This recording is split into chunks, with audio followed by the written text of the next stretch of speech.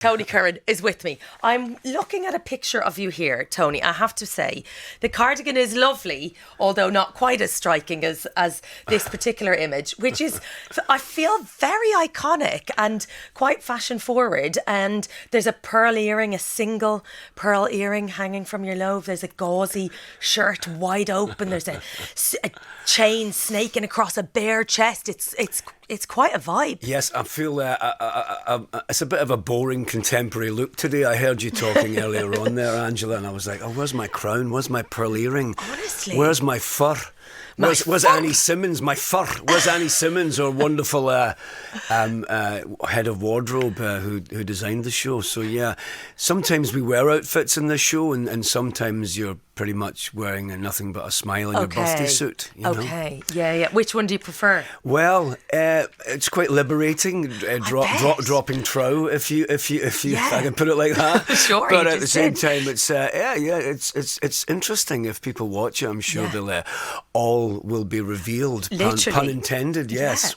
Yeah. So you're King James in Mary and George, right? Yes. It's been compared to the Tudors and to Bridgerton. Mm-hmm. Does that feel fair? No. No, great. There you go. Is that too ambitious? No, or what I think are you thinking? I liked the Tudors. I've watched a little bit of Bridgerton, but I think our show. I think all these sort of historical, dramatic stories, they do have a little bit of poetic license, of course. And Benjamin Woolley's novel is a lot of it's based on fact. There is it's a dramatisation, but I would say, in my opinion, our show seems to be a little bit more visceral, a bit more gritty, very cutting. Not that those other shows aren't, but I think there's a darkness about this that sort of goes on a very sort of intricate journey with some of the characters. Mary Villiers, who we haven't heard from much, people don't know much about. Julianne Moore plays, and her rise throughout society is an incredible ascension. Yeah. They're buried in Westminster Abbey, Mary, George, and King James. So she was sort of lowly aristocracy, and she sort of made her way throughout the ranks. So it's an incredible story about her. King James, we don't know too much about either. Whether because he was a Scot put on an English throne. He's obviously a queer king as well, so there's those aspects to it. But it's quite a complex story, Angela. I mean, there's a lot of as you mentioned, dramatisation of the royals to play a character that actually does feel quite unknown, where there might not be a massive amount of people don't necessarily have a point of reference. Yeah, indeed. For him must have been exciting. Yeah, I mean, the Henry VIII, Queen Elizabeth, Victorian era, the Edwardian era, maybe we hear more about that. Mm-hmm.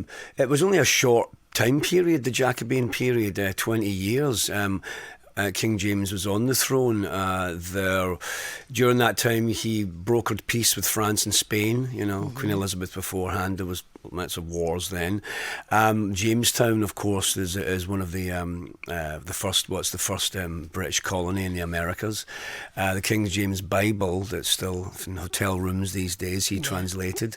Wasn't a fan of smoking. Okay. He wrote a paper on smoking. He was sort of the first anti-smoking campaign. But then when he realised it was fiscally and economically advantageous to him, he was like, all right, fair enough, we'll take it in. Okay. But he wrote a thing called Demonology about witches as well, so he was a little...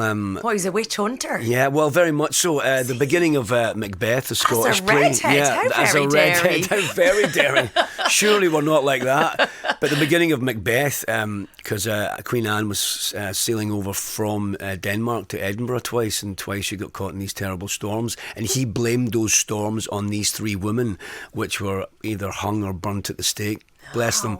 And a certain William Shakespeare heard about this, and it was a sort of inspiration for him for the three witches in the beginning of the Scottish play Macbeth. Wow.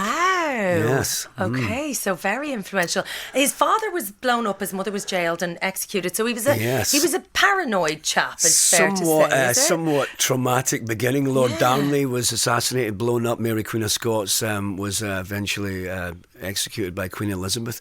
Benjamin Woolley, the lovely Benjamin Woolley who wrote the novel, I talked to him about it in depth, And he said what he came up with was that King James was nourished in fear. Wow, So it's having that sort of pressure. He was kidnapped when he was like 12 years old as well for a year. So and he used to wear his doublet was always padded in case he felt someone was going to stab him. Okay, so I guess there was a little bit of trauma there. So his paranoia was was understandable, well founded indeed. Yeah, absolutely.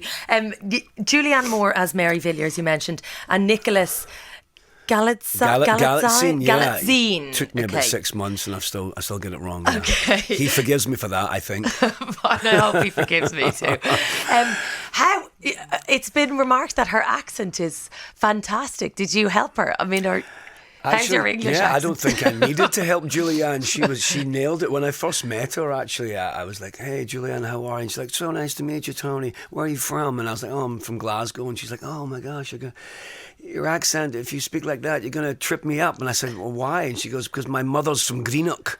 So, so Julianne's mother is from Greenock, just outside Glasgow there. So, but I don't think I tripped her up at all because she completely nails the accent, and her performance is quite stunning. Yeah. In every article I've read around this, it's Scottish Tony. Tony's back to his Scottish roots, because there is a kind of homecoming of sorts. You're LA based, and you're back not only for this but for another new exciting gig. Yes, I'm doing the prequel to Outlander, which is called Blood of My Blood, which is about Sam and Catriona's parents. Both their parents, 1914, the First World War, then it goes back to 1714. I'm playing a gentleman, that's a very loose term, gentleman called Lord Lovett, Simon Fraser, and he may have been wronged somewhat and for his lands and his title, and he wants vengeance. So he's a bit of a catalyst, Machiavellian fellow, and so. And do you like the vengeance bit? Yes, the vengeance. Yes, I shall have my vengeance. Even the way you said it, vengeance. Yes, exactly. It's funny. I'm saying this line: "I shall have my vengeance in this life or the next." I think a guy called Maximus Decimus Murillus said that, aka Russell Crowe. If I may, apparently Russell Crowe came out recently in The Guardian and said, "Oh yeah, I'm actually related to Lord Lovett, Simon Fraser of Leathers," which is true. Apparently, he is a distant relation to Lord Lovett. So it's very possible that Russell may come for a set visit, which you'll be most welcome. Are you related to anyone interesting? Related, probably. Apart from your family, but anyone famous is what I'm asking. I don't think I am. I'm probably related through Martin Compston, through Celtic, or Ross McCall. Found family, but I don't know if I don't think I am. Have you ever done Who Do You Think You Are? No, I haven't. Or the 23 and Me. Apparently that's I'd love a bag to of do words that, you don't actually. want to open up. My last name's Curran. When I arrived in Belfast many years ago with my brother-in-law, I thought I was home. I was at Larne. I was like, "Oh, Curran Road." I stayed at the Curran Park Hotel. But it's also interesting. My grandmother is a Margaret Fraser, so I'm actually playing Lord. Well, it means that I am related to Russell Crowe as well. Okay. So I am. Maybe I do have some Fraser blood in me. Yeah. So it is quite apropos that I'm playing Lord Lovett. Yeah, fantastic. And is that shot here? It's shot in Scotland, Lovely. In Glasgow and around the Highlands. Okay. So nice I started shooting that last week. Yeah, it's nice to see Mama Mary. So I'm close. I'm close with Mama. Okay. So it's nice. How are you dealing with the Glasgow rain? Because in fairness, if you're in LA, anyone I know who's moved to LA and they come back, all they do. I know we bang on about the weather, but like when you're away and you come back, Yeah, no, of course there is that. But you know what? Recently, global warming, or I'm not sure what's going on. There is precipitous. It's been these crazy storms in Los Angeles and in California. It's a sort of a desert sort of state anyway, so it needs rain.